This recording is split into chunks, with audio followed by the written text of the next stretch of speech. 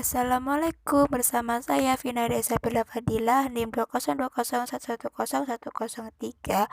Dengan video ini, saya akan menjelaskan bagaimana alur dari upaya penyelesaian sengketa tata usaha negara. Berikut adalah penjelasannya. Alur upaya penyelesaian sengketa tata usaha negara. Pendahuluan 1. Sengketa tata usaha negara. 2. Upaya penyelesaian. 3. Keputusan tata usaha negara. Sengketa tata usaha negara yaitu sengketa yang timbul dalam bidang tata usaha negara antara orang atau badan hukum perdata dengan badan atau pejabat tun, baik di pusat atau di daerah, sebagai akibat dikeluarkannya KTUN, termasuk sengketa kepegawaian akibat peraturan perundang-undangan yang berlaku. Upaya penyelesaian sengketa tun ada dua, yaitu pertama, upaya administrasi yang terdiri dari keberatan dan banding administrasi. Yang kedua, gugatan melalui pengadilan tata usaha negara. Upaya administrasi yaitu suatu prosedur yang dapat ditempuh oleh seseorang atau badan hukum perdata apabila ia tidak puas terhadap suatu keputusan tata usaha negara. Prosedur itu sendiri dilaksanakan di lingkungan pemerintah. Keberatan, penyelesaian sengketa tata usaha negara yang dilakukan sendiri oleh badan atau pejabat tata usaha negara yang mengeluarkan keputusan tata usaha negara.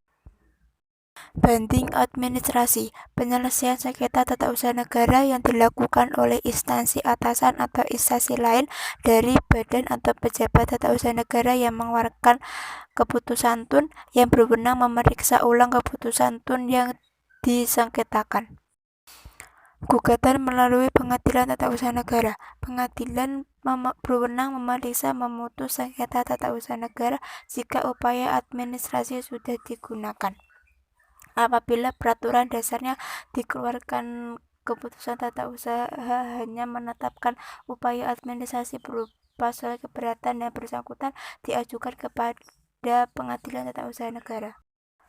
Alur pengajuan gugatan sengketa tata usaha negara ke pengadilan tata usaha negara. 1. Gugatan permohonan yang berisi tuntutan terhadap badan atau pejabat tata usaha negara yang diajukan ke pengadilan untuk mendapatkan putusan. Adapun yang menjadi tergugat adalah badan atau pejabat tata usaha yang mengeluarkan keputusan tata usaha negara berdasarkan wewenang yang dilimpahkan kepadanya. 2. Prosedur dimisal. Setelah diajukan gugatan, maka akan dilakukan prosedur dimisal atau rapat permusyawaratan. Dalam hal ini, ketua pengadilan berwenang memutuskan melalui surat penetapan dengan pertimbangan bahwa gugatan yang diajukan tidak diterima. 3. Pemeriksaan persiapan. Sebelum pemeriksaan pokok sengketa dimulai, hakim mengadakan pemeriksaan persiapan untuk melengkapi gugatan yang kurang jelas. 4. Pemeriksaan perkara. Pengadilan memeriksa dan memutus sengketa dengan 3 orang hakim dengan pemeriksaan acara biasa.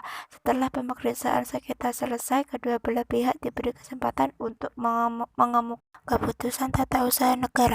1. KTUN yang merupakan perbuatan hukum perdata. 2. KTUN yang merupakan pengaturan yang bersifat umum. 3. KTUN yang masih memerlukan persetujuan. 4. KTUN yang dikeluarkan berdasarkan ketentuan KUHP, peraturan perundang-undangan yang berlaku. 5. KTUN yang dikeluarkan atas dasar hasil pemeriksaan badan peradilan berdasarkan ketentuan peraturan perundang-undangan yang berlaku.